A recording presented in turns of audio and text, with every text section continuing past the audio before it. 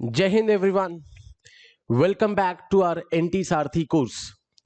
जैसे कि हमने कुछ दिन पहले पॉलिटी का एक इनिशियल लेक्चर डिस्कस किया था जिसमें हमने स्ट्रैटेजी डिस्कस की थी और एक रोड मैप डिस्कस किया था कि किस तरीके से हम एनटी सारथी में पॉलिटी वाला कोर्स चलाएंगे। तो आज से आपकी पहली क्लास स्टार्ट हो रही है इंडियन पॉलिटी की। मेक श्योर आप पूरी एनर्जी और पूरी कॉन्सेंट्रेशन के साथ इस लेक्चर को देखें सो दैट आपको एक एक चीज क्लियर एंड क्रिस्टल क्लियर हो जाए। डन। सो आज हम पहला चैप्टर अपना constitution, constituent assembly, preamble and some salient features of constitution करेंगे। So before starting my today's lecture, I hope आप सबकी तैयारी बहुत अच्छी चल रही होगी एनटी कोर्स की। आप हमारी एनटी सारथी सीरीज को देख रहे होंगे, प्लस हमारा जो भी लेक्चर है अगर आपको उसका पीडीएफ चाहिए तो आप O2IAS एकेडमी की ऐप को डाउनलोड कर सकते हैं, वहां आपको सारे लेक्चर्स की पीडीएफ मिल जाएगी। So let's start the Indian polity course. आज हम स्टार्टिंग करेंगे अपने बेसिक से, that is constitution. First of all हम पहले स्टार्ट कर रहे हैं पॉलिटिक्स। अब कई बच्चे मेरे से पूछते हैं कि सर पॉलिटिक्स कराओगे? ठीक है, there is nothing called politics in lectures में, खाली इंडियन पॉलिटी होगी। पॉलिटिक्स अगर आपको करनी है तो वो आपको न्यू दिल्ली जाके ही करनी पड़ेगी। डन। सो आज हम स्टार्ट करेंगे अपने इंडियन पॉलिटी का first chapter, constitution. First of all what is constitution? सबसे पहला सवाल हमारे पास आता है कि कॉन्स्टिट्यूशन क्या होता है। ठीक है, अब बिफोर स्टार्टिंग कॉन्स्टिट्यूशन मैं आपको एक चीज बताता हूं कि हमारे पास तीन ऑर्गन्स हैं। First is the executive, second is the legislative, third is the judiciary. तीन ऑर्गन्स होते हैं गवर्नमेंट के, executive, legislative and judiciary. Executive कौन होते हैं? They are the council of ministers headed by the prime minister. ठीक है, जो कि सारे के सारे जितने भी लॉज फ्रेम किए गए हैं उनको एग्जीक्यूट करते हैं। एग्जीक्यूटिव, एग्जीक्यूट करने वाले। ठीक है, second is we have a legislative wing. Legislative wing वो होते हैं जो लॉज को, एक्ट बिल्स को फ्रेम कर रहे हैं। ठीक है, हमारे पार्लियामेंट हो गई जैसे कि वो जो कि फ्रेम कर रही हैं। उसके बाद हमारे पास होता है judiciary which keeps an eye on both the wings. ठीक है, यहां पर जो कि ध्यान कर रही है कि कोई भी जो लॉ आ रहा है कि क्या वो कुछ फंडामेंटल राइट को ब्रीच तो नहीं कर रहा है, कहीं ब्रीच ऑफ प्रिविलेज तो नहीं हुई है, तो जुडिशरी उसके ऊपर एक ध्यान रख रही है। सो ये तीन ऑर्गन्स होते हैं गवर्नमेंट के and there is a separation of powers. ठीक है, सब सेपरेटली अपनी पावर्स को यहां पर एग्जीक्यूट कर रहे हैं एंड आपस में कोऑर्डिनेट करके काम करते हैं। अब आप बोलो कि इन तीनों का सोर्स क्या है सर? ये तीनों भी तो कहीं ना कहीं से पास को वो कर रहे हैं। अब इन तीनों का सोर्स हमारे पास आ रहा है संविधान। ठीक है, सबसे मेन सोर्स क्या है? कॉन्स्टिट्यूशन। अब what is constitution? Now start with the basic, what is constitution. अब कॉन्स्टिट्यूशन क्या होता है? मान लो आप कोई भी एक गेम खेल रहे हो, जब तक जैसे हम कोई क्रिकेट खेलते थे मान लो बचपन में, जब तक कोई बेसिक रूल्स नहीं होंगे तो हमारी गेम ऐसे हैप्जर्ड तरीके से चलती रहेगी। ठीक है, हम खेल रहे हैं, कोई भी कहीं चौका मार रहा है, कोई कहीं छक्का मार रहा है, कोई रूल नहीं है कि भाई ये लाइन क्रॉस हुई तो चौका होगा, ये लाइन क्रॉस करी तो विल बी अ सिक्सर। तो अब कुछ सेट ऑफ रूल्स हम रखते थे अपने लिए, हम अपनी गेम में कुछ रूल्स रखते थे कि ये रूल्स हमें फॉलो करने हैं। Same here, Constitution refers to the set of rules and regulations. These are the set of protocols which through which government is governed. जिसके थ्रू गवर्नमेंट गवर्न कर रही है वो एक बेसिक रूल्स हैं, ये रेगुलेशंस हैं जो कि आपको फॉलो कर रहे हैं। तो ये तीनों जो ऑर्गन्स हैं, अब इनको कहां से सब कुछ पावर मिल रही है? कॉन्स्टिट्यूशन से। The supreme body is constitution. सुनो, Constitution refers to the system of laws and principles that act as a basis for governance in the country. ठीक है, there are two type of constitution. उसके बाद further हम types पढ़ेंगे कि कितने types के कॉन्स्टिट्यूशन होते हैं। फर्स्ट ऑफ ऑल आपको एक बेसिक डेफिनेशन पता हो कि कॉन्स्टिट्यूशन क्या होता है। These are the set of rules which the all the organs have to follow. ठीक है, सबका एक सुप्रीम जो बॉडी है that is the constitution. Now अब आप कई बार देखेंगे कि कॉन्स्टिट्यूशन की जगह कई बार कॉन्स्टिट्यूशनलिज्म भी लिखा आता है। ठीक है, जहां पर भी लास्ट में ISM आएगा दैट मींस कि वो एक पर्टिकुलर टाइप की आइडियोलॉजी दिखा रहा है। ठीक है, इसका दूसरा नाम होता है लिमिटेड गवर्नमेंट। आपने इस बार की यूपीएससी में ये क्वेश्चन भी देखा होगा, लिमिटेड गवर्नमेंट। दैट मींस यहां पर सरकार आर्बिट्रेरी तरीके से काम ना करे। फॉर एग्जांपल मान लो कि अभी बीजेपी गवर्नमेंट सेंटर में है, मान लो उनकी फुल मेजोरिटी है, वो एक आर्बिट्रेरी तरीके से काम ना करे तो उनके ऊपर कुछ रिस्ट्रिक्शंस लगाने के लिए that is called limited government. अब आप कहोगे सर किस तरीके से लिमिटेशन लगा रखी है? By rule of law, they have to follow the rule of law. Fundamental rights जो कि आपसे नहीं छीन सकते हैं वो। जुडिशियल रिव्यू मतलब अगर कोई भी लॉ ऐसा आया जो ब्रीच कर रहा है आपके फंडामेंटल राइट्स को, तो जुडिशरी उसके ऊपर रिव्यू करके उसको कैंसल आउट कर सकती है, नल एंड वॉइड कर सकती है। So that is called a limited government. First is the constitution, second is the limited government. ठीक है, अब कॉन्स्टिट्यूशन बहुत तरीके से होते हैं। एक रिटन कॉन्स्टिट्यूशन भी होता है जैसे कि हमारा है, एक अनरिटन कॉन्स्टिट्यूशन भी होता है, एक फ्लेक्सिबल कॉन्स्टिट्यूशन होता है, एक रिजिड कॉन्स्टिट्यूशन होता है। फॉर एग्जाम्पल हमारा जो कॉन्स्टिट्यूशन है the blend of flexibility and rigidity. That means कुछ प्रोविजंस हमारे संविधान के ऐसे हैं जो कि बड़े फ्लेक्सिबल तरीके से अमेंड हो सकते हैं, चेंज हो सकते हैं, बट कुछ ऐसे हैं जो कि बहुत रिजिड तरीके से चेंज होते हैं। फॉर एग्जांपल हम करेंगे आर्टिकल 368 जिसमें लिखा हुआ है कि आप यहां पर अमेंडमेंट कर सकते हैं कॉन्स्टिट्यूशन में, प्रोवाइडेड आपको स्पेशल मेजोरिटी की जरूरत पड़ेगी। अब ये मेजोरिटी क्या होती है हम आने वाले लेक्चर्स में पढ़ेंगे, बट दैट मींस कुछ प्रोविजंस आपके बड़े फ्लेक्सिबल तरीके से हो रहे हैं। फॉर एग्जांपल अभी जम्मू कश्मीर बना आपके लिए, आपके आगे, तो आर्टिकल 3 यूज हुआ, फॉर्मेशन ऑफ न्यू स्टेट, ज्यादा प्रॉब्लम नहीं आई। बट अगर संविधान में कुछ चेंज करना है तो आपको दोनों हाउसेज से, लोकसभा और राज्यसभा से स्पेशल मेजोरिटी से बिल को पास करवाना पड़ेगा। That is called the rigid. ठीक है, वो थोड़ा सा रिजिड है। नाउ उसके बाद हमारी एक कैटेगरी आती है written one and the unwritten one. ठीक है, कि कॉन्स्टिट्यूशन दो तरीके के होते हैं, written and unwritten. Now we have a written one. वैसे तो अनरिटन का मतलब भी एक यही है, ये नहीं कि अनरिटन में कोई रूल्स रेगुलेशन नहीं है, बस ये मान लो कि एक बुक है, उसके पेजेस अलग अलग पड़े हैं, उनको अभी बाइंड नहीं करा गया। ठीक है, हमारे यहां पर जो बुक है वो एक बाइंड करके, एक religious book that is called the constitution of India, उसको बाइंड करके रखा गया है। सारे जितने भी रूल्स रेगुलेशन है उनको कॉडिफाई करके, ठीक है, the word here is the codified, codify करके एक बुक में रख दिया गया है। That is called a written constitution. For example the USA, for example India. The unwritten means जैसे कि हमारा यूके वाले पार्ट में आता है। ठीक है, अब यूके वाले पार्ट में हमारे पास अनरिटन कॉन्स्टिट्यूशन है। अगर आप कहो कि एक लाइन में सर बताओ कि रिटन और अनरिटन में फर्क क्या है, तो रिटन कॉन्स्टिट्यूशन में हमारे यहां पर जो कॉन्स्टिट्यूशन होगा वो सुप्रीम होगा। ठीक है, जुडिशरी एक तरीके से सुप्रीम आ रही है, कॉन्स्टिट्यूशन सुप्रीम आ रहा है। अनरिटन वाले पार्ट में हमारे पास लेजिस्लेटिव विंग जो होगी, that is the parliament one, वो हमारे पास सुप्रीम होगी। For example in the UK case the parliament is supreme, whereas in case of our India constitution is supreme. So this is the basic difference between a written constitution and an unwritten constitution. Now many people ask me, many students ask me कि sir क्या ऐसा है कि कोई country without constitution है? बहुत ही rarest of the rare, हर कंट्री का एक कॉन्स्टिट्यूशन है। मे बी ये हो सकता है कि वो एक रिटन वन हो या फिर अनरिटन वन हो। I hope this is clear one. So a constitution that has been systematically and written down and embodied in a single document, एक document में codified हो गया, that is called a written constitution. Second, unwritten constitution is the one in which no provisions or laws of the constitution are set in writing, but they are documented despite not being incorporated in a single book. भाई single book में नहीं आए वो, otherwise they have a constitution, so that is called the unwritten one. For example, the case of UK. अब UK में आपने geography में करा होगा, अगर आप इसको बताऊं तो यूके के लिए आपको कोड वर्ड याद रखना है, वाइन्स। ठीक है, W stand for the Wales, I N stand for North Ireland, Northern Ireland. ठीक है, E stand for England, S stand for Scotland. आपको ये पता हो कि यूके और इंग्लैंड इन सब में थोड़ा सा फर्क है, तो यूके के लिए आपको कोड वर्ड याद रखना है, wines. I hope it's clear. Let's proceed.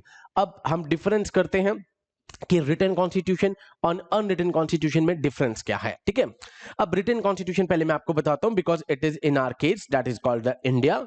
ठीक है, हमारे पास लेंथीएस्ट रिटन कॉन्स्टिट्यूशन है। ठीक है, written constitution refers to the constitution codified in a structural and cohesive manner. First point कि हमारे पास एक बुक है, उसमें ये कोडिफाइड होकर एक बुक में रखा गया है, that is called written one. Written have been properly framed and compiled in step-by-step manner with any subsequent changes being added almost instantly. Now, हमारे पास इसके बाद हम जो टॉपिक करेंगे कि पहले हमारे पास एक कॉन्स्टिट्यूएंट असेंबली बनी, ठीक है, एंड कॉन्स्टिट्यूएंट असेंबली ने बहुत सारी मीटिंग्स करी, उसमें बहुत सारी कमेटीज बनी, उसके बाद फाइनली हमारे पास आता है कॉन्स्टिट्यूशन। ठीक है, कब आया हमारे पास? 26 नवंबर 1949, that is Ambedkar day, constitution day, हमने कॉन्स्टिट्यूशन को अडॉप्ट करा। एंड इसके बाद 26 जनवरी 1950 को हमने इस कॉन्स्टिट्यूशन को एग्जीक्यूट कर दिया। That means constitution came into an action. ये दो डेट्स आपको पता हो, ठीक है। तो एक पहले कॉन्स्टिट्यूएंट असेंबली बनी, उसकी बहुत सारी मीटिंग्स हुई। कॉन्स्टिट्यूएंट असेंबली में जो मेंबर्स आए उनको हमने तो डायरेक्टली इलेक्ट करा था based on government of India act 1919। आपने हिस्ट्री में पढ़ा होगा जब फर्स्ट टाइम डायरेक्ट इलेक्शंस हुए, ठीक है, 1920 में। उसके बाद बट इस कॉन्स्टिट्यूएंट असेंबली में जो मेंबर्स थे उन्होंने फिर इनडायरेक्ट इलेक्शन हुआ। That means we have not participated, they have participated. And उसके बाद यहां पर एक कॉन्स्टिट्यूशन निकल कर आता है जिसने 2 साल 11 महीने 18 दिन पूरे मीटिंग्स के लिए कॉन्स्टिट्यूएंट असेंबली ने, जिसकी फर्स्ट मीटिंग 9 दिसंबर 1946 को होती है। एंड उसके बाद हमारा कॉन्स्टिट्यूशन बन के आता है। एंड कॉन्स्टिट्यूशन के लिए एक लाइन यूज की जाती है, that our constitution is a living document. ठीक है, लिविंग डॉक्यूमेंट अभी भी जिंदा है। दैट मीन्स अभी उसमें कॉन्टिन्यूसली अमेंडमेंट्स करते जा रहे हैं हम। फॉर एग्जाम्पल हमारा लेटेस्ट अमेंडमेंट था 105th अमेंडमेंट, जब हमने अभी ओबीसीज की जब लिस्ट बन रही थी उसमें स्टेट गवर्नमेंट्स को पावर दे दी गई। तो that means from time to time हम संविधान को अमेंड करते रहते हैं। नाउ मेजरली फ्लेक्सिबल, जैसे अभी मैंने आपको बताया, बट कुछ इंस्टांसेस हैं जहां पर ये रिजिड है। For example amendment to the constitution, ये आर्टिकल आपको याद रखना है, आर्टिकल नंबर 368, बिकॉज मैंने पेपर्स में देखा है एनटी के कि 2-4 क्वेश्चन उसमें डायरेक्टली आर्टिकल से आ रखे हैं। तो जितने भी इंपॉर्टेंट आर्टिकल्स हैं मैं आपको अच्छे तरीके से क्लास में ही याद करवा दूंगा। Here is the supreme one, सबसे important difference constitution written और unwritten का, the constitution is supreme in our case। भाई written constitution में सबसे ऊपर कोई कास्ट नहीं है, कोई रिलीजन नहीं है, सबसे ऊपर we have a constitution। The judiciary has more power, जैसे कि मैंने आपको बताया कि judiciary is supreme in case of the written constitution। ये था एग्जाम्पल इंडिया का। Now we have a unwritten constitution। ठीक है, फिर इसका यहां पर एग्जाम्पल आप कर सकते हैं UK, United kingdom. Unwritten constitution refers to the constitution not codified in a structural manner। बस डिफरेंस ये है कि कॉन्स्टिट्यूशन उनके पास भी है बट उनके पेजेस बिखरे पड़े। मान लो आपको बिल्कुल देसी भाषा में बताऊं, एक बुक में उनको बाइंड नहीं करा गया। They have rules and regulation.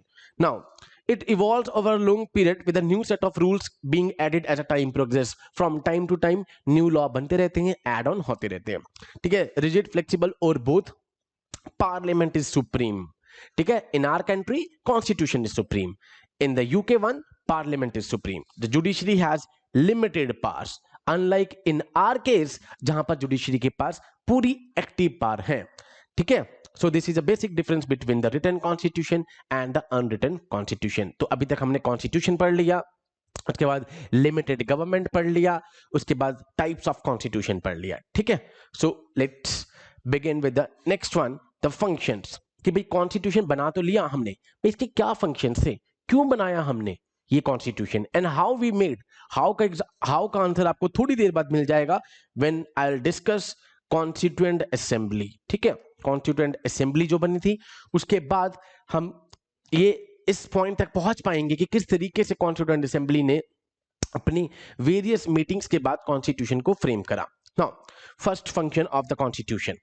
The basic functions of the legislative body is to make law, introduce new legislations in the parliament or state assembly, and the members of these bodies are directly elected by the citizens for the lower house and indirectly in the upper house। So, यहां पर इस constitution से पहले आपको पहले मैं ये तीनों ऑर्गन समझा देता हूं, that is executive, legislative and the judiciary one. ठीक है, अब एग्जीक्यूटिव यहां पर फर्स्ट आ रहा है लेजिस्लेटिव का। लेजिस्लेटिव मैंने आपको जैसे बताया कि दे फ्रेम लॉज एंड उनको एग्जीक्यूट करने के लिए वी हैव एग्जीक्यूटिव। ठीक है, सो बेसिक फंक्शन क्या है लेजिस्लेटिव बॉडी का? लॉज को बनाना, इंट्रोड्यूस करना न्यू लेजिस्लेशन को पार्लियामेंट में या असेंबली में। अब पार्लियामेंट में हमारे पास यहां पर 3 चीजें आती हैं, Lok Sabha, then we have a Rajya Sabha and the president, but president is just a part of the parliament, is not a member of the parliament। आपको ये चीज याद रखनी है कि यहां पर राष्ट्रपति जी खाली पार्ट है, उसके मेंबर नहीं है। तो यहां पर लोअर हाउस कहते हैं हम लोकसभा का, जहां पर हर 5 साल के बाद डायरेक्टली इलेक्ट होकर जाते हैं। फॉर एग्जांपल 2024 में इलेक्शंस होंगे अभी। राज्यसभा जहां पर 6 साल की टर्म होती है एंड इनडायरेक्टली इलेक्ट होकर आते हैं depending upon the population of the states. यहां पर अलग अलग स्टेट से अलग अलग मेंबर्स प्रोपोर्शन में मेंबर्स आते हैं। तो लेजिस्लेटिव का पहला काम क्या हुआ? लॉस को फ्रेम करना, ठीक है। Executive, now executive as I told कि एग्जीक्यूटिव क्या करते हैं? एग्जीक्यूट करते हैं। Council of ministers headed by the prime minister. Executive has a duty to execute and implement the laws laid out by the legislative body and utilized with the chief minister of the state. State में chief minister होता है या prime minister of the India which represents executive organ of the state and the union. Legislative body law frame करके दे रही है, executive body उसको implement कर रही है. Now since there are some laws and made needs to be interpreted as well, the situation judiciary has its jurisdiction, the highest court is Supreme Court and we have a high court. सबसे ऊपर हमारे पास supreme court है, उसके बाद हमारे पास उसके नीचे है हमारे पास हाई कोर्ट्स, ठीक है। High courts around 25 high courts है हमारे पास एंड उसके बाद we have a single that is the supreme court. उस जितने भी लॉज बने हैं हमारे पास अभी उन सबको इंटरप्रिएट करने के लिए, बिकॉज आपको बता दूं who is the guardian of our constitution is the judiciary one, ठीक है। जुडिशरी यहां पर गार्ड कर रही है एंड कॉन्स्टिट्यूशन में अगर कोई भी प्रॉब्लम आती है, मान लो कि कोई भी क्लॉज आया, अब उसको इंटरप्रिएट करना है, तो फाइनल इंटरप्रिएटर जो है हमारे कॉन्स्टिट्यूशन का, ठीक है, वो जुडिशरी है। जुडिशरी विल ओनली इंटरप्रिएट अगर कुछ भी कॉन्स्टिट्यूशन से रिलेटेड मैटर आता है। सो ये आपके पास 3 ऑर्गन आ गए, legislative, we have executive, we have a judiciary one, ठीक है। Now let's start the constitutions. Now अब इससे पहले मैं आपको बताता हूं कि किस तरीके से पहले कॉन्स्टिट्यूशन बनकर आया, ठीक है, कॉन्स्टिट्यूएंट असेंबली। नाउ सबसे पहले 1934 में एमएन रॉय, आपको ये नाम बहुत अच्छे से याद रखना है, बहुत बार पेपर में पूछा गया है ये। M N Roy propose the idea of constituent assembly. सबसे पहले यहां पर डिमांड रखी गई, ये सीक्वेंस में मैंने लगा रखा है कि 34 में कि कॉन्स्टिट्यूएंट असेंबली को बनाया जाए। अब उसको कांग्रेस पार्टी ने 1935 में एक ऑफिशियल डिमांड रखी इसकी कि भैया कॉन्स्टिट्यूएंट असेंबली बनानी चाहिए। 1935 ईयर आपको पता होना चाहिए, गवर्नमेंट ऑफ इंडिया एक्ट 1935, ठीक है, जहां से हमने 75% ऑफ द स्ट्रक्चरल पार्ट, जो स्ट्रक्चरल पार्ट है हमारे संविधान का, वो हमने बोरो किया है from the government of India act 1935। अब उसके बाद ब्रिटिश उसे एक्सेप्ट कर लेते हैं in the August offer, that is in 1940 August offer आता है, ठीक है। उसके बाद आपको पता होगा कि कैबिनेट मिशन प्लान आया था 1946 में, ठीक है। अब कैबिनेट मिशन प्लान में 3 मेंबर्स आए थे जिनका नाम था पीसीए। आपको पीसीए स्टेडियम है ना मोहाली में, याद रखना है, Patrick Lawrence, Cripps and Alexander, ठीक है। तो पीसीए स्टेडियम मोहाली का आपको याद रखना है, पैट्रिक लॉरेंस, यहां पर Cripps and Alexander. Now the member of this assembly were elected indirectly, ठीक है, मेंबर्स इनडायरेक्टली ही इलेक्ट हुए हैं यहां पर, ठीक है, that is by the members of provisional assemblies. But provisional assemblies के लिए जो इलेक्शन हुआ था, फर्स्ट डायरेक्ट इलेक्शंस पोस्ट 1919 हुआ था by the method of single transferable vote of proportional representation. अब ये क्या होता है प्रोपोर्शनल रिप्रेजेंटेशन, ये अब थोड़ी देर बाद मैं आपको बताता हूं, ठीक है, कि क्या चीज होती है। नाउ उसके बाद the constituent assembly was formed for the purpose of writing a constitution. Quite obvious है, संविधान की तरफ हम धीरे धीरे करके बढ़ रहे हैं। 1946 के बाद आपको ये डेट याद रखनी है, 9 दिसंबर 1946 first meeting of the constituent assembly, ठीक है। Now what is a constituent assembly? Constituent assembly क्या थी? A body of representative composed of drafting a constitution. In our times, we have recently seen how Nepal Constituent Assembly had drafted a Constituent Assembly. पहले जैसे कि नेपाल में king system चल रहा था, उसके बाद वहां पर एक कॉन्स्टिट्यूएंट असेंबली बनी एंड नया कॉन्स्टिट्यूशन फ्रेम करा। फॉर एग्जांपल जम्मू कश्मीर, जिसका 1957 में कॉन्स्टिट्यूशन आया, बट अब जो कि उनको हालांकि उनका कॉन्स्टिट्यूशन हरदम इंडियन कॉन्स्टिट्यूशन के नीचे रहता था, हरदम सब ऑर्डिनेट रहता था, but now they have come under the Indian constitution only 5 अगस्त 2019, जब जो टेम्परेरी और प्रोविजन थे अंडर आर्टिकल 370 उनको हटा दिया गया। Now once the constitution is ready and adopted, the assembly is dissolved, ठीक है, 26 नवंबर 1949 उसके बाद डिसॉल्व कर दी गई। Further since the member of assembly are representative elected और अनइलेक्टेड, कुछ नॉमिनेटेड भी थे।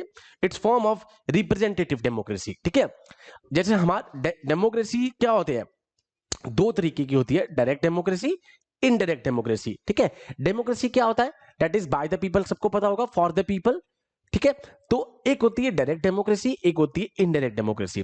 अब डायरेक्ट डेमोक्रेसी क्या हुई कि जहां पर लोग डायरेक्टली पार्टिसिपेट कर रहे हैं। फॉर एग्जांपल स्विट्जरलैंड वाला जो केस है उसको हम यहां पर एग्जांपल दे सकते हैं कि जहां पर डायरेक्टली पॉलिसी फॉर्मुलेशन में पीपल आर पार्टिसिपेटिंग डायरेक्टली। ठीक है, हमारे केस में, इंडिया वाले केस में हम कह सकते हैं कि कुछ हद तक, to some extent, direct democracy आपको ग्राम सभा में देखने को मिलेगी।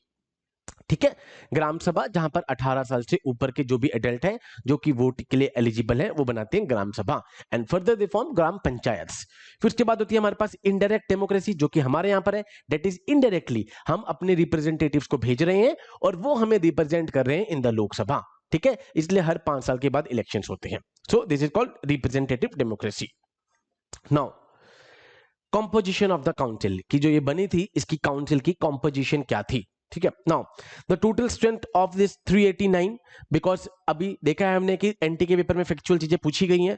389 जिसमें से 296 थी ब्रिटिश इंडिया के लिए, 93 थी प्रिंसली स्टेट्स के लिए। प्रिंसली स्टेट्स वही राजा महाराजाओं वाले, जो कि लास्ट में जाके 3 थे, जम्मू कश्मीर, जूनागढ़, हैदराबाद, जो कि अभी कॉन्फ्लिक्ट में थे, डिसाइसिव नहीं थे कि इंडिया के पास रहें, पाकिस्तान के पास रहें या ऑटोनॉमस रहें।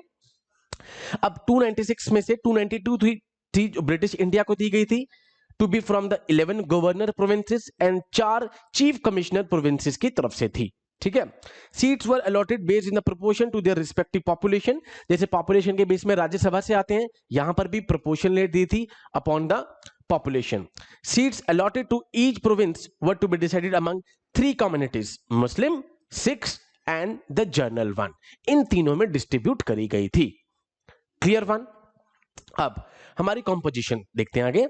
Representative of each community were to be elected by members of that community in that assembly and voting was by the proportional representation by means of single transferable vote. ठीक है, single transferable vote के through यहां पर की गई थी।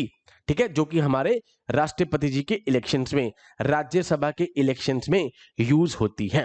ठीक है, हमारे जो लोकसभा के इलेक्शंस होते हैं वहां पे यूज होता है FPTP, first past the post. That means 100 seats थी, मान लो, एक को 26, एक को 25, 24, 23, जिसको अगर एक सीट भी ज्यादा है वो इलेक्शन जीत जाएगा। That is called first past the poll. इसलिए आपको देखने को मिलता होगा कि मैक्सिमम इन इलेक्शंस में caste based politics, religion based politics, because ये तीनों तो बर्बाद चली गई अब इन तीनों का शेयर। तो दैट मींस भाई आपके एक पर्टिकुलर कम्युनिटी या कास्ट के वहां पर बंदे हैं, आपने वोट ली और आप जीत गए। बट इन एफपीटीपी कोस्ट क्या है, जब तक आपको 51% कोटा नहीं मिल जाता तब तक आप नहीं जीतोगे। जब तक आपको एक मेजोरिटी नहीं मिल जाती, दैट इज 51%, तब तक वोट जो है ट्रांसफर होती रहेंगी। ठीक है, ये हम राष्ट्रपति जी के इलेक्शंस में अच्छे से करेंगे। Now, the representative of the states were to be nominated by the head of these princely states. Princely states से आ रहे थे nominate होकर, partly elected and partly nominated. कुछ elected थे, that is indirectly elected, और कुछ nominated थे. Indirect elections by the provisional assemblies. जो assemblies थी वहां पर बंदे डायरेक्टली इलेक्ट होकर आ रहे हैं, जैसे राज्यसभा के लिए स्टेट से आते हैं, स्टेट्स में तो डायरेक्टली इलेक्ट कर रहे हो आप हर 5 साल के बाद, जैसे अभी 5 स्टेट्स में इलेक्शंस हैं, बट वो फर्दर राज्यसभा के जो मेंबर हैं वो इनडायरेक्टली इलेक्ट कर रहे हैं। ठीक है, सो दो indirect mode of election, it included representative from all the sections of the society. Her section से लोग आ रहे थे। Now, working of the assembly on the basis of the framework made by the cabinet mission plan 1946, Constituent Assembly was constituted on 9 December 1946. ये date आपको याद हो कि पहली मीटिंग 9 दिसंबर को हुई थी। Now, the constitution making body was elected by the assembly constituting 389 members, 93 from the princely states and 296 from the British India. The seats to the British India province and the states were allotted in the proportion of respective populations divided among the Muslims, Sikhs and rest of the communities, जो इनके अलावा बच गई। All the sections got representation in the assembly in spite of the limited suffrage. Clear one? सभी को यहां पर मौका दिया गया था रिप्रेजेंटेशन का। तो फर्स्ट मीटिंग आपको पता होनी चाहिए, 9 दिसंबर मैंने आपको बताया। एंड आपके लिए ये इंपॉर्टेंट है कि who was the interim president, यहां पर डॉक्टर सज्जिदानंद ये आपको पता होना चाहिए for the examination. And meeting हुई थी न्यू दिल्ली में, ठीक है। अब न्यू दिल्ली आपको पता है ना, new Delhi is a district in the Delhi one. Delhi में 11 डिस्ट्रिक्ट्स है, उसमें से एक डिस्ट्रिक्ट का नाम है New Delhi. Now however on December 11, 1946 Rajendra Prasad was elected as the president. यहां पर इंटरिम प्रेसिडेंट हटाया गया और फर्स्ट वर्किंग प्रेसिडेंट आए गए राजेंद्र प्रसाद जी। उसके बाद H.C. मुखर्जी उनको वाइस प्रेसिडेंट बनाया गया, ठीक है। अब ये 3 डेट्स आपके लिए बहुत इंपॉर्टेंट है बिकॉज एनटी के पेपर में मैंने देखा है कि बड़े फैक्चुअल क्वेश्चन बहुत आए हैं। 22 जुलाई नेशनल फ्लैग को हमने अडॉप्ट किया, ठीक है, जिसकी रेशियो 3:2 आपको पता होगा। देन नेशनल एंथम जनवरी 24, 1950 को आया गया।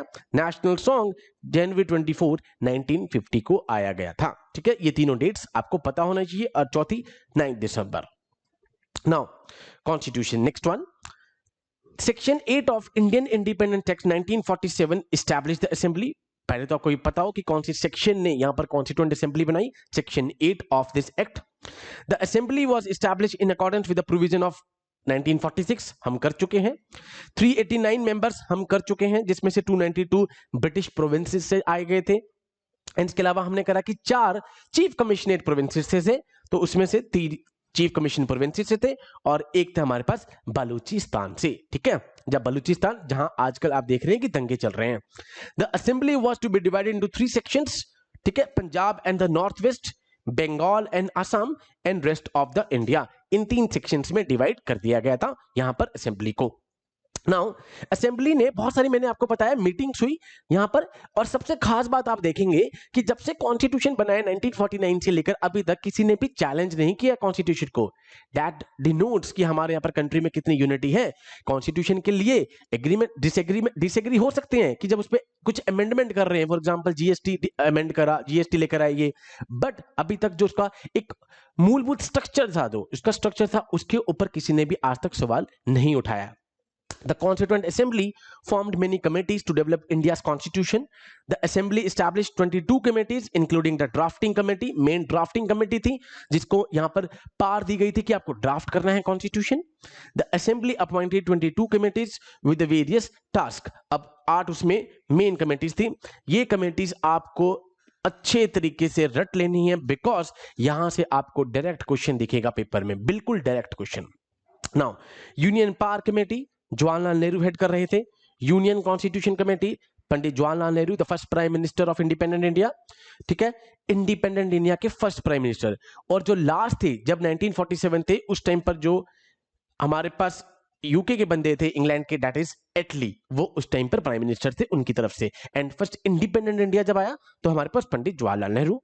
Provisional constitution committee Sardar Vallabhbhai Patel, ठीक है। आपको पता होगा ये सरदार बारडोली की जब सत्याग्रह हुई थी, वहां की वुमेन ने इनको ये टैग दिया था, सरदार वल्लभ भाई पटेल का, सरदार का। ड्राफ्टिंग कमेटी अंबेडकर डे 26 नवंबर। Rules of procedure Rajendra Prasad. States committee Jawaharlal Nehru. Steering committee Rajendra Prasad. ये कमेटीज के नाम आपको, इनके चेयरमैन रट लेने हैं अच्छे से। Then advisory committee on the fundamental rights, सबसे इंपॉर्टेंट है ये। Minorities, tribal and excluded area, Sardar Vallabhbhai Patel. अब उसके अंतर्गत और भी कमेटीज आ रही थी, for example fundamental rights GB Kripalani. Minority sub committees H.C. Mukherjee. North east frontier and Assam excluded partially and excluded area sub committees Gopinath Bardoloi, ठीक है। Excluded and partially excluded area other than Assam A.V. Thakkar. तो ये नाम्स आपको रट जाने चाहिए अच्छे तरीके से। यहां से शॉर्ट आपको क्वेश्चन में दिखेगा एनटी के पेपर में। नाउ सबसे इंपॉर्टेंट मैंने आपको बताया, जो कमेटी थी ड्राफ्टिंग कमेटी, जिसको पार दी गई थी ड्राफ्ट करने के लिए। Now drafting commission was established by constitutional council on August 29, 1947, chaired by doctor B.R. Ambedkar, ठीक है, to prepare the constitution. 7 members थे। ये मेंबर्स यूपीएससी में के पेपर में भी कई बार पूछे जा चुके हैं, तो मेक श्योर आपको ये अच्छे से पता हो, because it is the most important body जिसके पास फाइनल पावर दी गई थी to make and draft a constitution. अब यहां पर कौन कौन मेंबर्स थे आपके लिए इंपॉर्टेंट ये हैं। Doctor B.R. अंबेडकर चेयरमैन थे। उसके बाद गोपाल स्वामी अय्यर, ठीक है, ठीक है। Then Alladi Krishnaswami Iyer, then KM Munshi, then Syed Mohammad Saadulla Rao जिन्होंने रिप्लेस किया था BL मिट्टर को, उसके बाद T कृष्णमाचारी जिन्होंने रिप्लेस किया था DP खेतान को। ये 7 मेंबर्स आपको अच्छे तरीके से याद होने चाहिए। In response to the comments and suggestions from the public, the committee prepared a second draft which was published in the October of the same year, and उसके बाद इनकी रिपोर्ट्स के बाद फाइनली ड्राफ्ट होकर आता है हमारा कॉन्स्टिट्यूशन। क्लियर? सो ये हमारी सबसे इंपॉर्टेंट कमेटी थी, that is a drafting committee. तो हमने कॉन्स्टिट्यूशन पढ़ लिया, ठीक है। उसके बाद हमने लिमिटेड गवर्नमेंट पढ़ लिया, how the constituent assembly was made, ठीक है। कॉन्स्टिट्यूएंट असेंबली में इनडायरेक्ट इलेक्शंस होते थे, there is no universal adult suffrage, otherwise हर कोई पार्टिसिपेट करता, ठीक है। उसमें इनडायरेक्ट इलेक्शंस हुए हैं, कुछ नॉमिनेशन हुए हैं, 4 चीफ कमिश्नर प्रोविंसेस थे जिसमें से एक बलूचिस्तान और बाकी 3 चीफ प्रोविंसेस में से थे, ठीक है। उसके बाद यहां पर नॉमिनेटेड मेंबर्स जो है प्रिंसली स्टेट्स ने बहुत पार्टिसिपेट नहीं किया यहां पर, ठीक है। And most important constituent assembly का पॉइंट, जिन्ना और गांधी जी ने इनको अटेंड नहीं किया था कॉन्स्टिट्यूएंट असेंबली की कोई भी मीटिंग। ये आपके लिए बहुत इंपॉर्टेंट है, जिन्ना एंड द महात्मा गांधी। उसके अलावा मुस्लिम, सिख और जर्नल जिनका रिप्रेजेंटेशन था यहां पर, ठीक है, जो कि अलग या तो ब्रिटिश प्रोविंसेस से आ रहे थे या प्रिंसली स्टेट से आ रहे थे। ब्रिटिश प्रोविंसेस से इनडायरेक्टली आ रहे थे और वहां से नॉमिनेट होकर आ रहे थे, that is from the princely states. Now अब इसके बाद हम स्टार्ट करते हैं कि कॉन्स्टिट्यूशन के बेसिक फंक्शंस क्या हैं, कि भाई कॉन्स्टिट्यूशन के फंक्शंस क्या हैं। The first function of the constitution is to provide basic rules for the minimal coordination। मैंने आपको क्रिकेट मैच का एग्जांपल दिया। क्रिकेट मैच में मान लो 10 प्लेयर खेल रहे हैं, अब हैब्जर्ड तरीके से अगर आप चलोगे, किसी को पता ही नहीं है बॉलिंग किसने करानी है, बैटिंग किसने करनी है, क्या ओवर्स होंगे, तो कुछ भी नहीं होगा वहां पर। तो अब वहां पे कुछ रूल्स चाहिए, जैसे हमारे पास अभी क्रिकेट में कुछ रूल्स होते हैं, तो that means this provide a set of rules. ये बेसिक रूल्स को प्रोवाइड कर रहा है जिसके थ्रू गवर्नमेंट गवर्न कर रही है, जिसके थ्रू यहां पर एक चेक्स एंड बैलेंसेस रखे जा रहे हैं, ठीक है। We have a union government, we have a state government, we have a local government, ठीक है, सबको पता होगा ये। तो अब आपके लिए बता देता हूं, जो यहां पर जो स्टेट गवर्नमेंट है वो यहां पर यूनियन गवर्नमेंट से सबऑर्डिनेट नहीं है कि भाई मैंने नीचे बनाया तो ये सबऑर्डिनेट हो गया। दोनों के दोनों इक्वल हैं, बिकॉज दोनों के दोनों कहां से पार्ट्स को ले रहे हैं, कॉन्स्टिट्यूशन। दोनों के दोनों का सोर्स क्या है, संविधान, constitution. Now the second function of the constitution is to specify who has the power to make decisions in a society। it decides how the government will be constituted, ठीक है, कि किसके पास क्या पावर है। जैसे मैंने आपको 3 ऑर्गन्स बताए ना, executive, legislative and the judiciary one. भाई किसके पास कौन सी पावर है, किसके पास क्या एग्जीक्यूट करने की पावर है, संविधान ने रूल्स के थ्रू बताया। Third function, the third function of the constitution is to set some limits। हमने पढ़ा ना अभी constitutionalism, that is called a limited government, ठीक है, कि यहां पर किस तरीके से संविधान सरकार के ऊपर, सरकार आर्बिट्रेरी तरीके से ना चले, किस तरीके से यहां पर सरकार के ऊपर एक चेक्स एंड बैलेंसेस रख सकते हैं हम, that is called a limited government, ठीक है। वो कैसे रख सकते हैं, मैंने बताया, rule of law, judicial review, हमारे पास फंडामेंटल राइट्स हैं, ये सारे वेज आउट है जिसके थ्रू सरकार के ऊपर आप एक लिमिटेशन रख रहे हैं। So it sets the limit on what a government can impose on its citizens। These limits are fundamental in the sense that the government may never trespass them। Trespass them मतलब कभी सब इससे हटके वो कुछ भी काम ना करें। For example, otherwise democracy will be turned into autocracy। Clear? Now, fourth function. The fourth function is to enable the government to fulfill the aspirations of a society and create condition for a just society। For example, आप देखते हैं for the SCs, for the STs, for the weaker sections, ठीक है, for the minorities, तो यहां पर women, for the child, सब यहां के लिए जस्ट सोसाइटी के लिए, एक फेयर सोसाइटी के लिए संविधान इनेबल करता है सरकार को कि इनकी एस्पिरेशंस को फुलफिल कर सकें। अब माइनॉरिटीज की बात आई तो there are 2 types of minority, linguistic, language के बेस पे। फॉर एग्जांपल हिंदूज जो है तमिलनाडु में यहां पर माइनॉरिटी कहलाए जाएंगे। सेकेंड इज द रिलीजन के बेस पे, वो हमारे पास 6 हैं।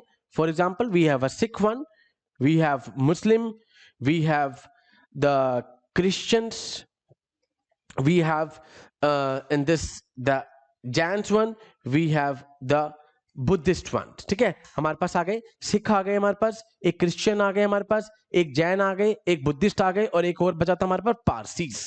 तो लेटेस्ट अभी जैन ऐड हुए थे। ये 6 हमारे लैंग्वेज के बेस पे माइनॉरिटीज हैं।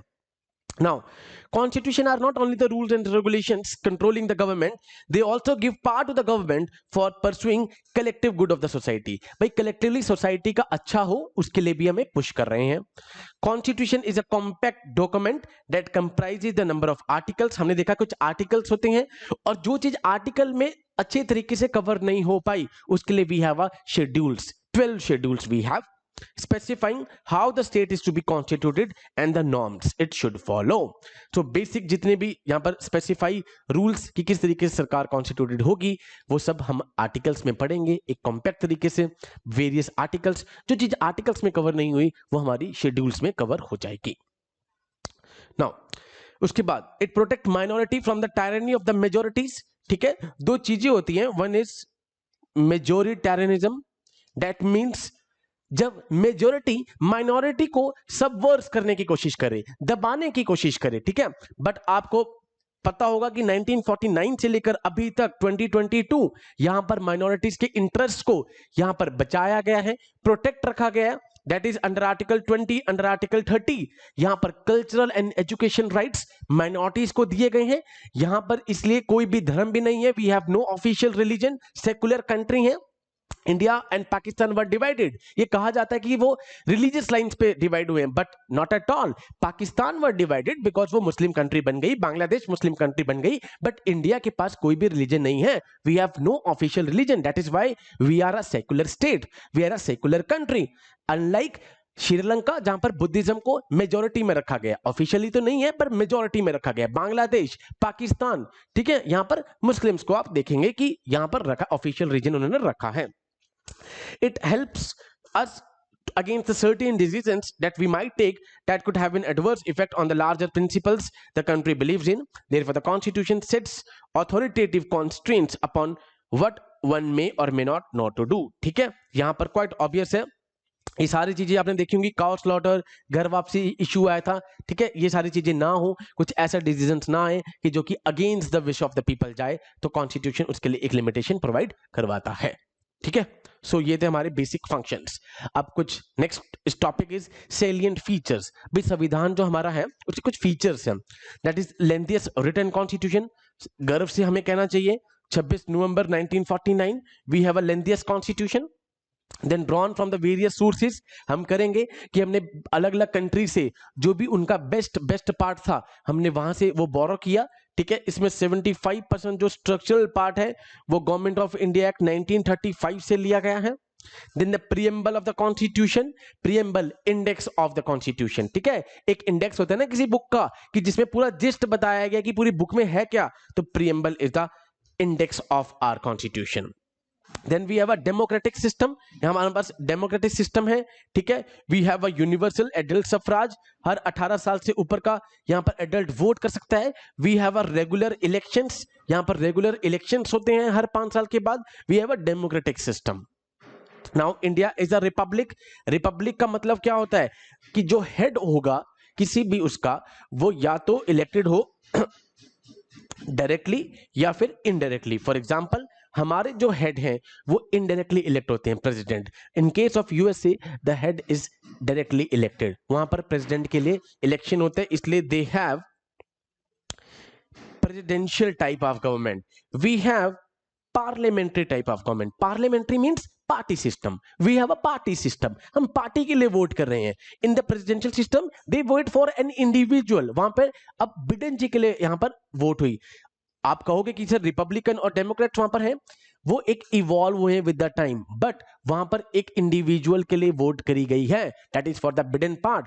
आप कह सकते हो कि जी आपने प्राइम मिनिस्टर मोदी जी के लिए वोट दी, मान लो मोदी जी जीत गए, खाली मोदी जी के जीतने से सरकार बन सकती थी?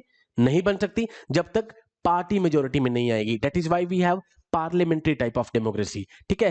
Unlike in the USA they have a presidential type of. तो हमारे यहाँ पर जो हेड ऑफ द स्टेट, यहाँ पर स्टेट जो है that means the whole country one, यहाँ पर जो हेड ऑफ द स्टेट होते हैं हमारे यहाँ पर वो राष्ट्रपति जी होंगे। And in case of presidential system, head of the state, head of the government, both are the president one. हमारे यहाँ पर जो हेड ऑफ द गवर्नमेंट है दैट मीन्स सरकार, दैट इज प्राइम मिनिस्टर। ठीक है, जैसे प्राइम मिनिस्टर ने रिजाइन करा, कोलैप्स हो जाएगी वहां पर गवर्नमेंट हमारे यहाँ पर। Clear? Then we have a union of states, article 1 says we have a union of states. Then fundamental rights and duties, एक इंडिविजुअल्स को कुछ राइट्स दिए गए हैं एब्सोल्यूट तरीके से कि आपके पास ये राइट है। ठीक है, एब्सोल्यूट इन द सेंस कि ये राइट्स आपको दिए गए हैं, बट सरकार आपसे फंडामेंटल राइट छीन सकती है by procedure establish by law. इसके अलावा आपसे सरकार आपके फंडामेंटल राइट्स नहीं छीन सकती, that is procedure establish by law. Then कुछ हमारे पास ड्यूटीज हैं, फंडामेंटल ड्यूटीज, आर्टिकल 51A हम करेंगे। ठीक है, जिसमें आपको 11 फंडामेंटल ड्यूटीज दी गई हैं जो आपको फॉलो करनी है। डीपीएसपीज हैं हमारे पास, दैट इज जो कुछ आर्टिकल 36 से लेकर 51 तक, दैट मीन्स कि स्टेट्स को कुछ डायरेक्शंस दी गई है कि आपको ये लॉ बनाते हुए इन डायरेक्शंस को ध्यान में रखना है। ऑल्दो डीपीएसपी को इन्फोर्सिबल नहीं है, कोर्ट में चैलेंज नहीं कर सकते आप। We have a parliamentary system, हमने अभी पढ़ लिया, we have a parliamentary system. We have a federal system, एक वर्ड आएगा आपके पास बार बार फेडरलिज्म, एक वर्ड आएगा आपके पास बार बार बजट, एक वर्ड आएगा आपके पास माइनॉरिटीज। ये तीनों टर्म्स कॉन्स्टिट्यूशन में डिफाइंड नहीं है। ठीक है, federalism means division of powers, union, state, local, there is a division of powers. ठीक है, यहां पर उसके बाद we have a budget, budget जिसको अभी अभी आया था आर्टिकल 112 एनुअल फाइनेंशियल स्टेटमेंट, जो कि पूरे साल में कितना खर्चा होगा, कितना पैसा हमारे पास आएगा, जैसे घर का खर्चा होता है। ठीक है, then we have a minorities, हमने अभी पढ़ लिया। देन यूनिवर्सल एडल्ट फ्रेंचाइज, 18 साल से जो भी ऊपर है eligible to the vote. Single integrated states with a single citizenship, हमारे पास सिंगल सिटीजनशिप है। पहले एक एक्सेप्शन था जम्मू कश्मीर का, उसको भी 5 अगस्त 2019 में आर्टिकल 370 को रिवोक करके हटा दिया गया है। Now the whole countries with under the ambit of single citizenship. Integrated judicial system, हमारे पास सुप्रीम कोर्ट है, the court of appeal, high courts है। ठीक है, हमारे पास इंडिपेंडेंट एंड इंटीग्रेटेड जुडिशरी है।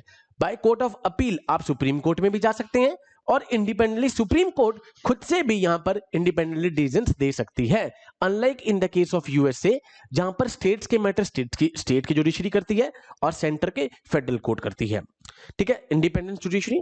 We have amending of the constitution, सबसे इंपॉर्टेंट आर्टिकल याद रख लीजिए, article 368 which gives power and procedure to amend the constitution. We have judicial review, article number 13 कि आप जुडिशरी के पास पावर है कि किसी भी चीज को रिव्यू करके नल और वॉइड डिक्लेयर कर सकती है if the particular law is contravening, abridging, violating fundamental rights, fundamental rights के अगेंस्ट कुछ भी जा रहा है तो। बेसिक स्ट्रक्चर, ठीक है, इसके लिए एक केस याद रखना आपको, केबीसी केस, 24 अप्रैल सचिन का बर्थडे 1973, केशव नंदा भारती केस, जिसमें कहा गया कि संविधान को चेंज करो आप, ठीक है, बट बेसिक स्ट्रक्चर को नहीं आप हिलाओगे। बेसिक स्ट्रक्चर क्या है? सेक्युलरिज्म, फेडरलिज्म, ठीक है, इंडिपेंडेंट जुडिशरी। भाई आप कोई भी ऐसा लॉ नहीं बना सकते कल को आप कह दो कि India is a Hindu state, आपको सेक्युलरिज्म, हमने कहा है कि we have no official religion, secularism. Independent bodies, for example CAG जो ऑडिट करता है, chief election commission, that is election commission, ठीक है, ये सारी क्या है? इंडिपेंडेंट बॉडी, दैट मींस यहां पर इंटरफेरेंस नहीं होगी सरकार की, ठीक है। इमरजेंसी प्रोविजंस, और इनको हटाना है तो पार्लियामेंट के थ्रू ही, लोकसभा राज्यसभा के थ्रू ही यहां पर हटाया जाएगा। इमरजेंसी प्रोविजंस हमारे पास है, 3 तरीके की इमरजेंसी होती है, article 352 national emergency, 356 and 365 state emergency, राष्ट्रपति शासन, 360 that is the financial emergency, जो कि अभी तक कभी नहीं लगी है। 352 अभी तक 3 बार लगी है, लास्ट लगी थी 25 जून 1975 इंदिरा गांधी इरा। 3 tier government, union, state and the local one. These are the salient features of Indian Constitution. I hope all are clear to you. Next we will do the preamble one. ठीक है, अब preamble as we discussed कि preamble जो हमारा है वो identity card है। ये स्टेटमेंट्स कुछ मैं लेकर आया हूं आपके पास, इससे आपको डायरेक्टली पेपर में कई बार स्टेटमेंट आएगी बिल्कुल कि किसने ये स्टेटमेंट पास करी थी। preamble, एन की पालकी वाला, मोस्ट फेमस जूरिस्ट जिसने इंदिरा गांधी जी के नाक में दम करके रखा था, ठीक है। आइडेंटिटी कार्ड बोला उन्होंने कि भाई ये तो एक आइडेंटिटी कार्ड है, भाई आपको कोई भी रिकॉग्नाइज करता है, कैसे करता है, आपके आइडेंटिटी कार्ड से, यहां पर आइडेंटिटी कार्ड बोला गया। हॉरोस्कोप, भाई सब कुछ आप इसको देख के बता सकते हो, जैसे आपका हॉरोस्कोप देख के कोई बताता है क्या होने वाला है। The horoscope of our constitution, doctor K M Munshi, वही के एम मुंशी जो कि ड्राफ्टिंग कमेटी में भी थे। It is the soul of the constitution, it is the key to the constitution, भाई चाबी ये यहां से संविधान खुलेगा, पूरा का पूरा लॉक खुलेगा यहाँ पे। It is a jewel set in the constitution, it is a proper yardstick with which one can measure the worth of the constitution. यहां से आप पूरे के पूरे कॉन्स्टिट्यूशन की वर्थ को मेजर कर सकते हैं। ये किसने कहा, पंडित ठाकुर दास भार्गवा। नाउ की note of the constitution, Ernst baker ने यहां पर कहा, यहां पर। और अभी लेटेस्ट जो स्टेटमेंट थी, the preamble to our constitution expresses what we had thought और ड्रीम्ड सो लॉन्ग, जो हमने सपने सोचे थे, ठीक है, जो हमने यहां पर पहले सोचा था या फिर जो हमारी थिंकिंग प्रोसेस थी, वो सारी इनकलकेट होकर प्रीएम्बल के अंदर आ गई, ठीक है। ये हमारे पास श्री अलादी अय्यर जी ने स्टेटमेंट पास करी। तो ये स्टेटमेंट बेस्ड क्वेश्चन कई बार डायरेक्ट आपके पास पेपर में आते हैं। Preamble is the soul of the constitution, ये अभी हमारे जो चीफ जस्टिस थे, फॉर्मर चीफ जस्टिस हिदायतुल्लाह, आपको हिदायतुल्लाह जी के बारे में एक फैक्ट और बता देता हूं कि हमारे यहां पर एक स्टांस है कि जब राष्ट्रपति जी नहीं होंगे तो वाइस प्रेसिडेंट जी प्रेसिडेंट बन सकते हैं, जब वाइस प्रेसिडेंट नहीं है तो सीजीआई बन सकते हैं। Hidayatullah is the only that chief justice who became the president in 1969, ये फैक्ट आपको पता हो। Preamble is the soul of our constitution which lays down the pattern of our political society. It contains the solemn resolve which nothing but a revolution can alter. It is a customary, not compulsory to the constitution has preamble. जरूरी नहीं है कि हर एक का preamble सबके पास हो, ये line important है। The unwritten does not have a preamble, but a written may or may not. भाई हमारे पास जरूरी नहीं है preamble हो या ना, ठीक है, may और may not। Like government of India act जो इससे पहले था 1935 का, उसके पास प्रीएम्बल नहीं था, ये आपके लिए एक फैक्ट है। Now preamble is in the form of declaration, preamble can not override specific provision of the constitution, that is it is subordinate to the constitution. जैसे मैंने आपको बताया संविधान सुप्रीम है, उससे ऊपर कोई भी नहीं है। The preamble is neither a source of power nor a to the legislature nor a prohibition, भाई ना तो ये किसी का सोर्स है पार का, हमने मैं कहा सबसे ज्यादा मेन सोर्स क्या है, संविधान, तो preamble is neither a source nor a prohibition, ना ही किसी के ऊपर ये रिस्ट्रिक्शंस लगा रहा है। In our constitution, it represents the intention of its framers, the history behind its creations, कि क्या हिस्ट्री रही है, क्या क्रिएशन करने के पीछे दिमाग रहा है, ये सब दिखा रहा है हमारा प्रीएम्बल। नाउ प्रीएम्बल में चार चीजें आपके पास आएंगी, सोर्स ऑफ द कॉन्स्टिट्यूशन, कि सोर्स क्या है कॉन्स्टिट्यूशन का, nature of the Indian state, ठीक है, we have a republican, sovereign, socialist, secular state, then statement of its objective, कि क्या इसका ऑब्जेक्टिव था, then date of its adoption 26 November 1949, source of the constitution, we the people of India, the sovereign people, they are the source of this preamble। तो ये चार चीजें हमें preamble के थ्रू पता लगती हैं, जिसको भी हम वन बाय वन डिस्कस करते हैं। Now, it is indicated by the preamble that the source of the authority lies with people of India। भाई जो हम है we the people of India, वो इसके मेन सोर्स हैं, ठीक है। That is preamble declare that the people are the ultimate sovereign in India, भाई सबसे अल्टीमेटली सोवरेन कौन है, हम, we the people. Now in Kehar Singh case a statement was challenged that constitution derive its power from people directly, however the court settled the issue by saying that this statement is legal fiction and a conclusive assumption which cannot be questioned, challenged or tested in any court of law। इसको कहीं पर भी आप challenge नहीं कर सकते, ये Kehar Singh case में बताया गया। So the we the people means the main source is we the people of India, the sovereign people। Now preamble declares India to be sovereign, socialist, ये आपको सीक्वेंस में लगाने के लिए आते हैं एग्जाम में, sovereign, socialist, secular, democratic republic, एक एक करके अभी हम करते हैं। The objective of the preamble is to secure justice, liberty, equality to all citizens and promote fraternity, fraternity means brotherhood, to maintain unity and dignity of the nation, unity और dignity को maintain करने के लिए ये है।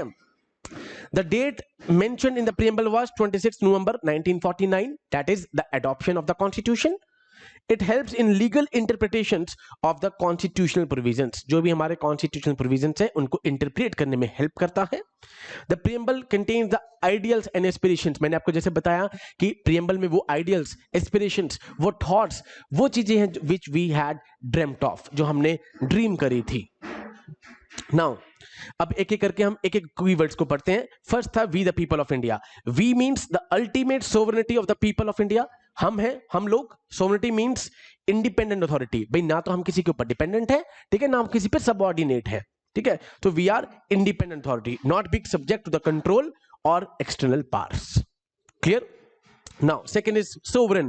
That means India has its own independent authority, not a dominion of any or other external power. In the other country, the legislature has the power to make laws that are subject to certain limitation.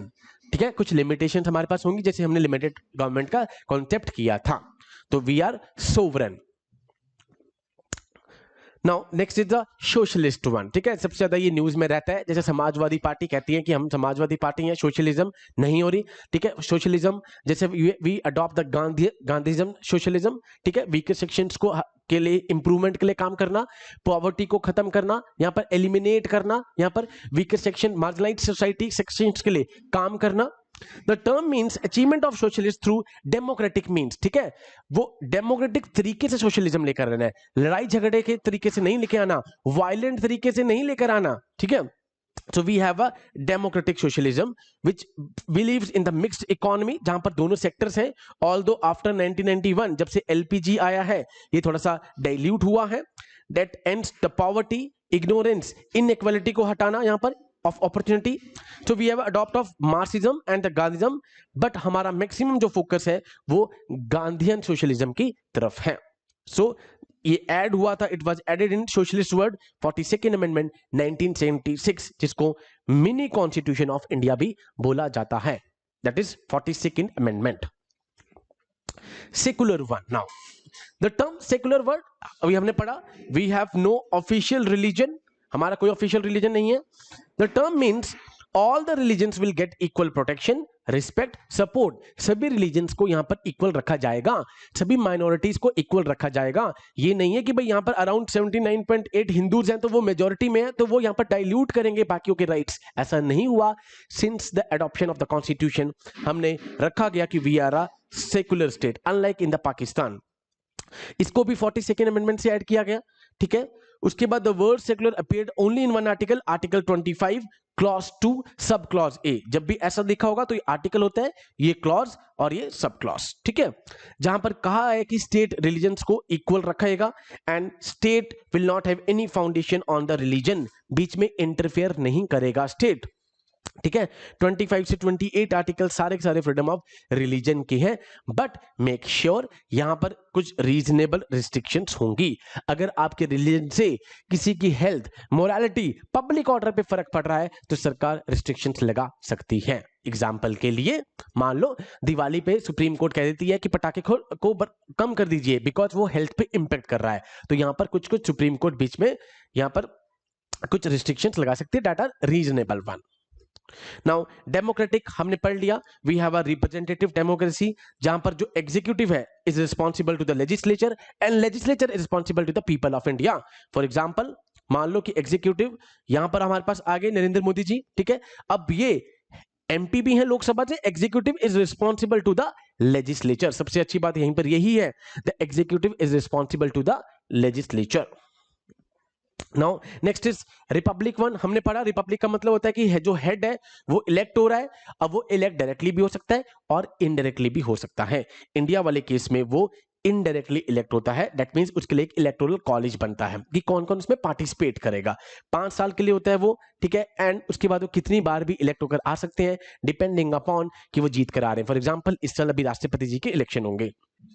Now इसका दूसरा मतलब भी होता है, first the wasting of political sovereignty in the people and not in a single individual like a king. भाई king system ना हो कि भाई एक बंदे के पास वहां पर पावर दे रखी हो आपको हेरिडिटरी, यहां पर पॉलिटिकल सोवरेनिटी किसके पास होगी, लोगों के पास होगी। Clear? Second, absence of any privileged class and all the public office being open to every citizen without any discrimination. कोई भी पब्लिक ऑफिस है, मान लो कल को आप डीसी ऑफिस जा रहे हो, एसपी ऑफिस जा रहे हो, विदाउट एनी डिस्क्रिमिनेशन सबके लिए ओपन होगी। ये नहीं कह सकते कि माइनॉरिटीज के लिए ओपन नहीं है, हिंदूज के लिए ओपन है, मुस्लिम्स के लिए ओपन है, क्रिश्चियंस के लिए नहीं है, ऐसा नहीं बोल सकते आप। So the constitution is the supreme law and it helps to maintain the integrity in the society and promote unity among the citizenship. हमने पढ़ा unity and integrity। अब उसमें जो आगे के वर्ड्स हैं प्रियम्बल के, इक्वेलिटी का, ठीक है, आपको फंडा पता है, आर्टिकल 14 से लेकर 18 तक हमारे पास राइट टू इक्वेलिटी आते हैं। That means no section has any special privilege, भाई किसी के पास भी स्पेशल प्रिविलेज नहीं है, सब इक्वल होंगे without any discrimination. Everyone is equal before the law, equal before the law. Next is liberty. Liberty means freedom for the people to choose their way of life, भाई आपके पास power है अपने तरीके से आप जिंदगी को जियो, you have your political view, your behaviour in the society. It does not mean कि आपके पास फ्रीडम है कुछ भी कर लो। As I said, nothing is absolute, कुछ रीजनेबल तरीके से रिस्ट्रिक्शंस आपके पास हैं। So the idea of liberty, equality and this all in our preamble have been taken from French Revolution. Important is French Revolution से इसको लिया गया है 1789 में। Next we have fraternity. Fraternity हमने पढ़ा, brotherhood, that means a feeling of brotherhood and emotional attachment, ठीक है, जो emotional attachment आपकी patriotic attachment जो अपनी country के साथ है, that is called fraternity, ठीक है। Next we have a justice, जो हमने 3 तरीके की justice होती हैं, जो हमने रशियन से ली है। It is necessary to maintain order in a society that is promised through various provisions of the fundamental rights and DPSPs provided by the Constitution. It comprises which are social justice, economic justice, political justice. अब ये क्या होती हैं justice, एक एक करके हम discuss करते हैं। Now, first of all is the social justice. It means that Constitution wants to create a society without discrimination on any grounds like caste, creed, gender, religion. भाई जो ये सेम चीज हम आर्टिकल 15 में करेंगे, prohibition of discrimination based on the caste, creed, sex, religion, date of birth. भाई आप इनके बेस पे किसी के साथ डिस्क्रिमिनेशन नहीं कर सकते हो। अगर ये नहीं होगा तभी आप एक जस्ट सोसाइटी, एक फेयर सोसाइटी लेकर आ सकते हो। Then we have a economic justice, ठीक है, इकोनॉमिकली आ गया, that means no discrimination on the basis of their wealth, income and economic status. Economic status के बेस पे, उनकी इनकम के बेस पे, वेल्थ के बेस पे आप किसी को डिस्क्रिमिनेट नहीं करेंगे। Every person must be paid equally for equal position and people must get opportunities, उनको अपॉर्चुनिटीज मिलनी चाहिए सो दैट उनका standard of living, economic status बढ़ता रहे। We have a political justice. Political justice आपको सबको पता ही है, equal universal adult franchise, fair and free elections without any discrimination and participating in the various political opportunities, जिससे एक political democracy या फिर कहो political justice promote होगी। social justice, societal part, economic part, this is the political part, ठीक है। ये सब हमने कहां से उठाया गया है? रशियन पार्ट से, ठीक है। फ्रेटर्निटी वाला पार्ट, इक्वलिटी वाला पार्ट, ठीक है, लिबर्टी वाला part we have taken from the French revolution. Now next verse. अब सवाल उठा कि क्या प्रियम्बल को अमेंड कर सकते हैं, ठीक है। तो इसके लिए 2 केस है हमारे पास। फर्स्ट इज द बेरूबेरी केस, जिसमें कहा गया कि preamble is not a part of the constitution, तो आप इसको अमेंड भी नहीं कर सकते, ठीक है। इसको ओवर रूल करने के लिए आया हमारे पास केशवनंद भारती केस, ये तो आपको याद हो जाना चाहिए, दैट इज केबीसी केस, जिसमें कहा कि preamble is a integral part of the constitution, कि भैया हमारे संविधान का पार्ट है एंड आप इसको अमेंड कर सकते हैं provided the basic structure is not destroyed. कल को आप इसमें से कह दो कि we are not a secular one, आप नहीं कह सकते, ठीक है। Preamble can be amended but without changing the basic structure, ठीक है। अब बेसिक स्ट्रक्चर कभी भी क्वेश्चन में आ जाए तो ये कहां से हुआ है? केबीसी केस 24 अप्रैल 1973 से, क्लियर। अब इसके बाद एलआईसी केस भी आया, जिसमें फिर ये कहा गया कि preamble is a part, is not that important. पहले 2 केस इंपॉर्टेंट है। उसके बाद 42nd अमेंडमेंट में पहली बार, और एक ही अभी तक बारी हुई है, जब संविधान को चेंज करा गया, प्रियम्बल को अमेंड किया गया। एंड उसके बाद preamble can be amended but the basic structure can not be amended. And इसके बेस पे 42nd अमेंडमेंट से यहां पर संविधान में चेंज किया गया और प्रियम्बल में 3 वर्ड्स को ऐड किया गया, जो कि हमने स्टार्टिंग में अभी करे थे, क्लियर। जो वर्ड्स थे सोशलिस्ट, सेकुलर, इंटीग्रिटी, इस बार के यूपीएससी के पेपर में भी आया ये, socialist, secular, and integrity were added by 42nd amendment. The unity of the nation was changed to unity and integrity of the nation. तो ये तीन वर्ड आपको याद हो, socialist, secular and integrity one. Clear? अब इसके बाद हमारा एक टॉपिक और आज हम लेंगे, सो दैट आपको इसके ये टॉपिक बहुत इजी सा है.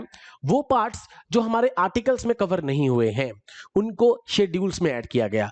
एंड सबसे पहले जब संविधान हमारा बनता है तो हम खाली 8 ही शेड्यूल के साथ थे.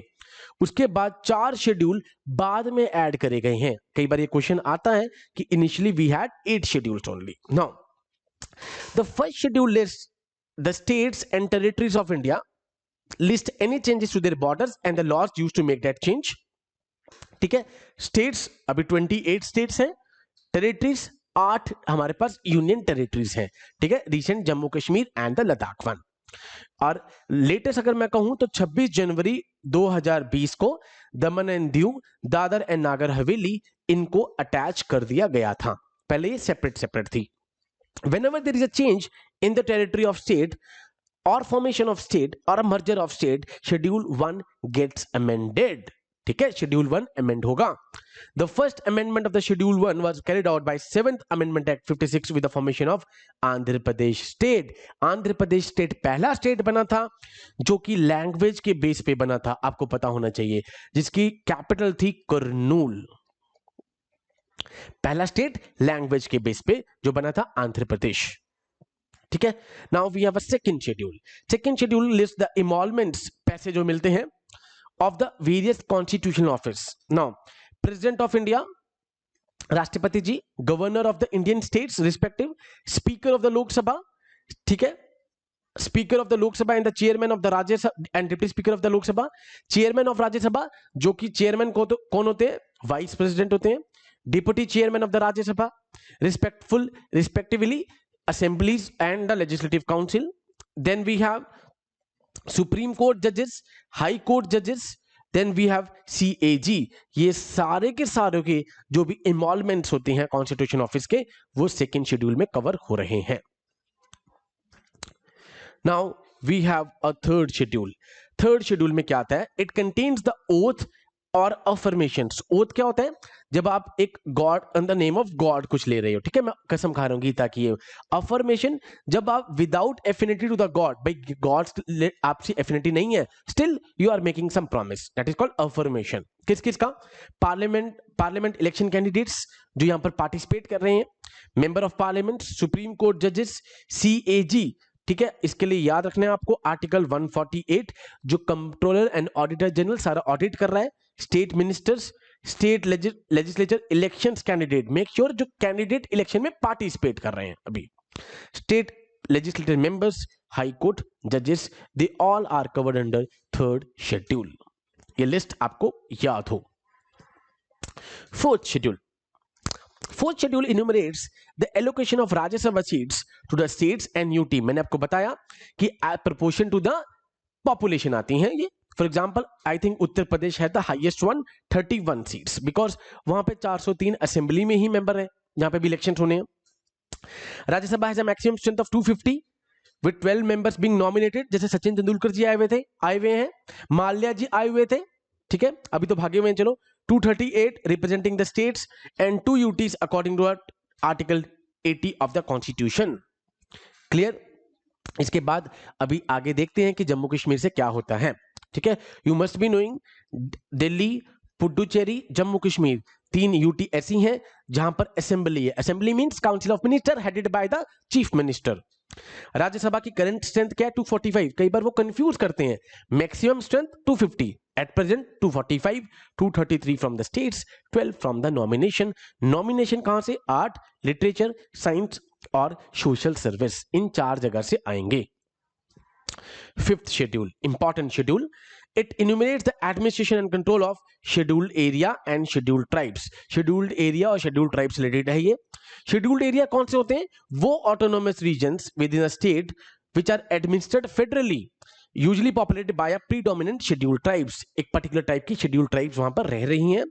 And they are the group of indigenous people struggling socio-economically. Socio-economically जो struggle कर रहे हैं are called the this scheduled tribe people. तो ये शेड्यूल्ड एरिया और शेड्यूल्ड ट्राइब्स के लिए यहां पर आता है हमारे पास 5th शेड्यूल। 6 शेड्यूल में इन्होंने स्पेसिफिकली 4 स्टेट्स के नाम दिए हैं, वो आपको पता हो, AMTM, असम, मेघालय, त्रिपुरा, मिजोरम। 6 शेड्यूल इनके ऑटोनोमस जो काउंसिल्स हैं, यहां पर ऑटोनोमस डिस्ट्रिक्ट काउंसिल्स होती हैं, उससे डील करता है इन चारों स्टेट्स में। एंड यहां पर 242 275 जो प्रोविजन है उसके अंतर्गत इनको रखा गया है। ये आर्टिकल्स आपको पता हो, 244 275। 7 शेड्यूल, अब हमारे पास 7 शेड्यूल वी हैव इट, इसको कट कर दीजिए। 7 शेड्यूल गलती से मेरे से वही रखा गया है। 7 शेड्यूल में हमारे पास डिवीजन ऑफ पावर जो मैंने बताया आपको सबसे पहले, फेडरलिज्म, तो मैंने आपको बताया वहां पर लिस्ट डिवीजन ऑफ पावर होता है तो वहां 3 तरीके की लिस्ट होती हैं। We have a union list, we have a state list, we have a concurrent list. ठीक है, यूनियन लिस्ट कौन सी लिस्ट होती है? जिसके ऊपर यूनियन गवर्नमेंट ही लॉ बना सकती है, लेजिस्लेट कर सकती है, उसमें स्टेट गवर्नमेंट बीच में नहीं आएगी। स्टेट गवर्नमेंट, स्टेट लिस्ट क्या है? जिसके ऊपर state legislative that means state government legislate कर सकती है। थर्ड इज कॉन्करेंट, जिसके ऊपर दोनों के दोनों लेजिस्लेट कर सकते हैं। बट अगर ऐसा इंस्टेंस आया कि मान लो कि स्टेट ने कोई लॉ बना दिया कॉन्करेंट लिस्ट पे, बट सेम मैटर पे बाद में यूनियन ने भी लॉ बना दिया, तो union will always prevail over the state. ठीक है, जैसे एग्जांपल के लिए एजुकेशन हमारे पास, फॉरेस्ट हमारे पास, ठीक है, एजुकेशन के फॉर एग्जांपल हमारे पास न्यू एजुकेशन पॉलिसी आई थी 2020 में। ठीक है, अब मान लो सेंट्रल गवर्नमेंट ने यहां पर न्यू एजुकेशन पॉलिसी लगाई, बट अभी रिसेंटली फर्स्ट स्टेट बना तमिलनाडु, जिसने इसको चैलेंज करा और अपनी स्टेट की खुद लेकर आ सकते हैं, but at the end union will prevail, union law will prevail. अब आप कहोगे सर स्टेट लिस्ट के ऊपर यूनियन लॉ बना सकता है? बना सकता है, वो आर्टिकल 249 जो है आपको अभी हम करेंगे पार्लियामेंट में, जिसमें राज्यसभा यहां पर स्पेशल पावर्स दे सकती है एक रेजोल्यूशन को पास करके कि आप स्टेट लिस्ट के आइटम्स पे लॉ बना लीजिए। आर्टिकल 249 आपको अभी हम पार्लियामेंट में डिस्कस करेंगे, बट ये याद हो आर्टिकल 249 जिसके थ्रू यूनियन स्टेट लिस्ट पे भी लेजिस्लेट कर सकती है। ठीक है, 7 schedule. And sorry for this, ये इसके लिए for this part. Now 8 schedule.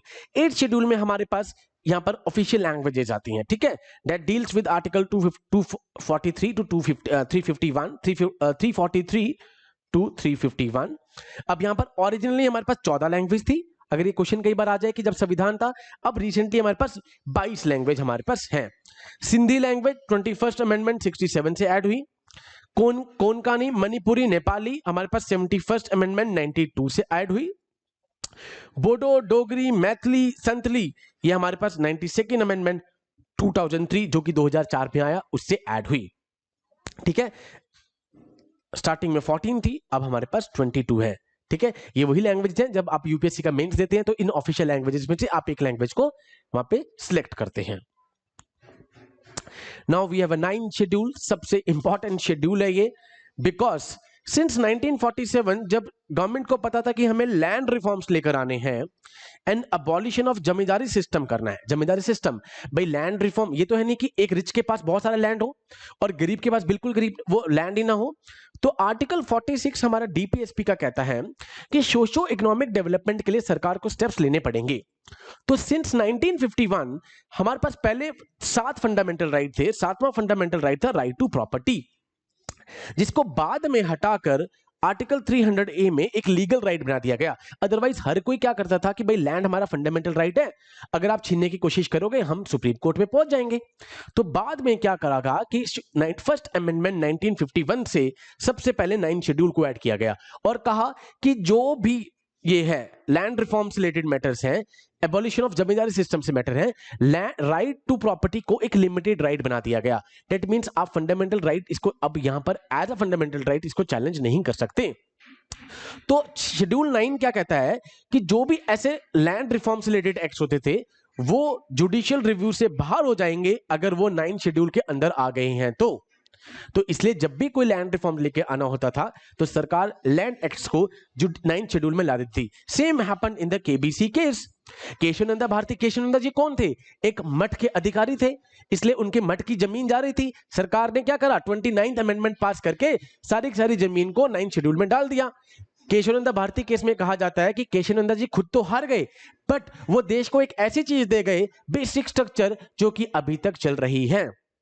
So it covers the states, laws and regulation related to the land reforms, and it deals with the parliament actions and the regulations, and it is inserted by First Amendment 1951, so that ये act को judicial की scrutiny, judicial review से बचाया जा सके.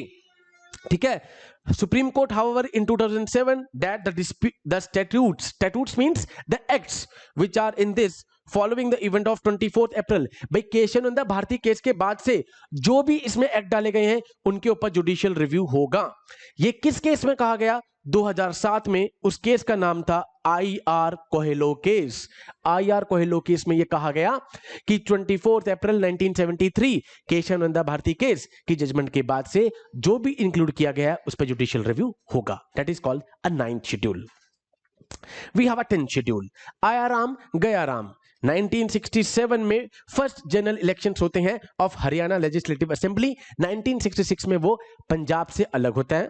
ठीक है. अब इस पे यहां पर एक एमएलए थे, दैट इज कॉल्ड गयालाल. वो इंडिपेंडेंट कैंडिडेट थे.